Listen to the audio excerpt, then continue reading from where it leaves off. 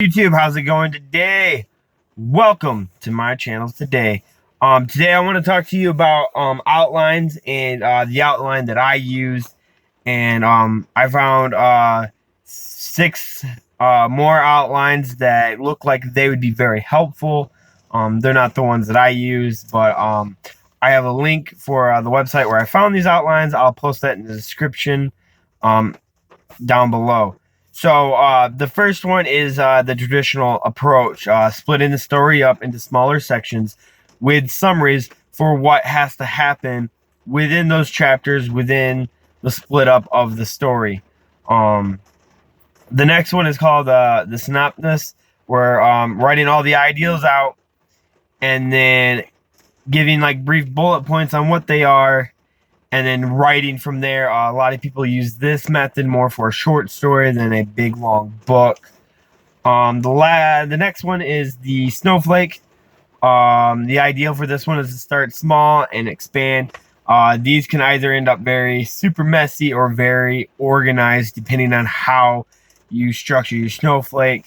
I kind of envision the snowflake being more of like a web outline.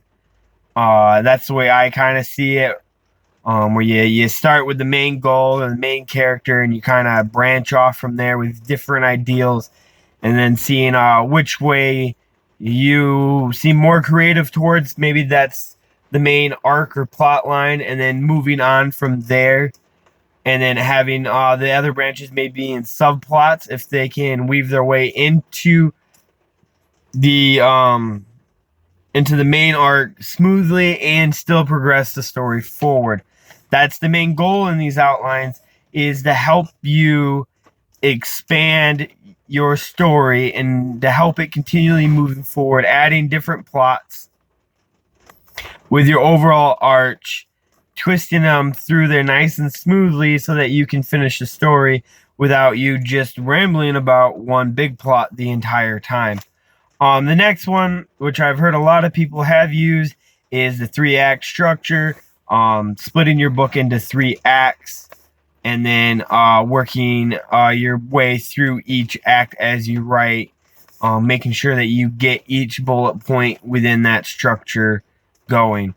The 5th one is the hero's journey, and that is if you have a hero story to write, it's kind of the way that they describe it, is that it gives you the basics of where to kind of start your hero story and where to kind of take it from there. I didn't really look into this one very much. It's not really my forte on that. It seemed a lot less structural than some of the other ones, in that you have a little bit more freedom to, in a hero story, they always get called to action and they don't want to go, they don't want to do it, and then something happens even more devastating, and they're like, oh, okay, fine, I'll go. Almost kind of the description that they had given to it on that link. The other one is the Freytag model, and this is kind of like taking the hero's journey and the 3-act structure and putting them together. It's going to give you some really good structure, but it's also going to open up some freedom and allow you to really get in there and create the story that you want to create. The last one here is called Draft Zero, and this is actually the model that I used. I found it best for me. I just kind of jumped in and just wrote my story. Like I said, I'm 45,000 words in. I have a very basic outline up to like chapter 7 or 8 that I was following kind of, but I didn't like it. Felt like it kind of restricted my creativity, and I really wanted just to let the floodgates open and let it come out on the page.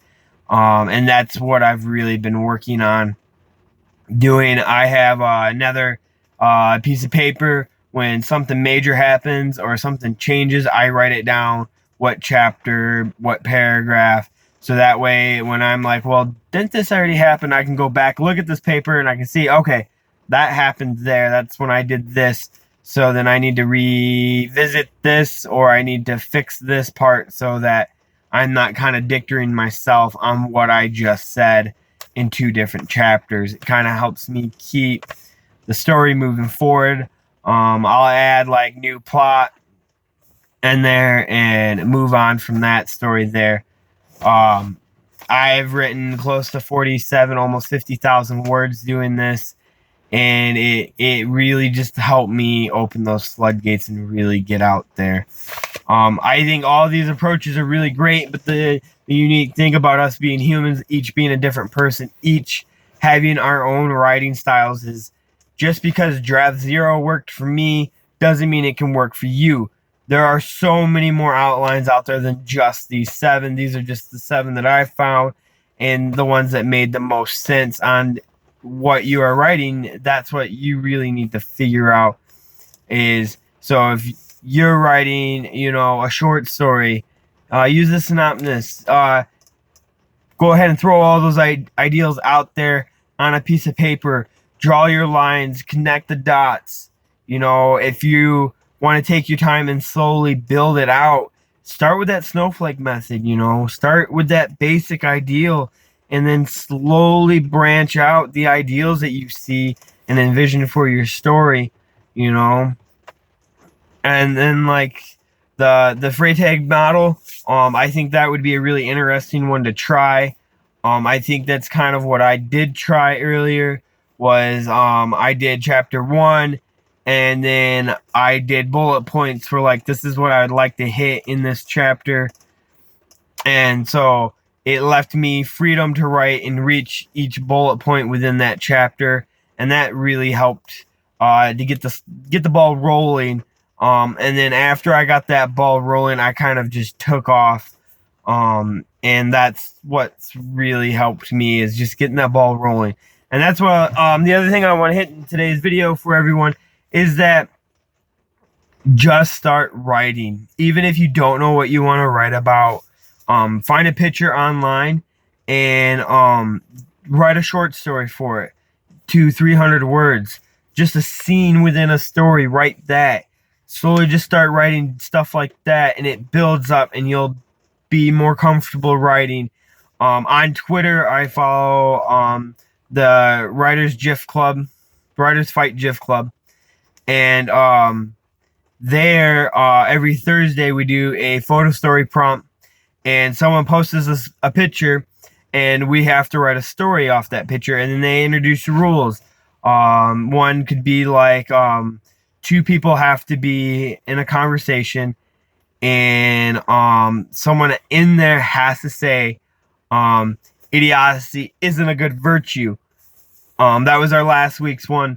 And so you take that picture and you imagine a scene happening within that picture, and then you write the story while following the rules of what the person posted with the picture. It's been a great challenge. It's a great warm-up for me. I really would suggest doing something like that if you aren't sure what you want to write about, but you really want to start writing. That's been a really great way for me. Any other ideals, please share a comment, let me know. I'd love to try anything else. I want to thank everyone for watching this video. I want to thank my 5 subscribers that I have. Thank you so much for helping me grow. And remember, follow me on Twitter at Ethan_DeYoung. And I hope you all have a great day.